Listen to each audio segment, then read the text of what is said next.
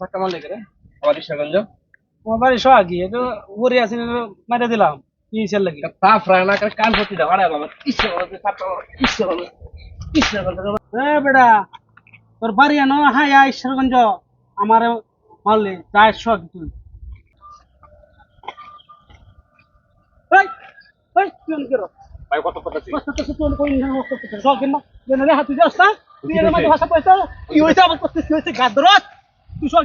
ও আমরা নিজের এলাকাতে কেরম করতেছো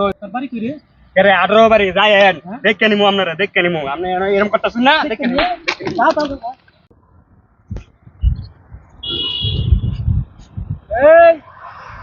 ঈশ্বরগঞ্জের না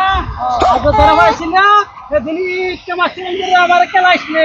তোরা পাইছি না তোরা গেলাম ওই যে মান্দার কোট তোরা ভাই আছি সোহাগে মুত্তাম বসলাম তুই আমার শান্তি মতো মুতে চলছ তোরা আসবে কেডা বাসা এটা দেখ মান্দার কোট দেখ আমার গোয়া বেড়া মস্ত হয়েছে বাড়ি সোহাগে মস্ত নি করে ও তুইও ভাই আছো যা বেটা তোরে আজকে বানাই এই ভাই এই এই কি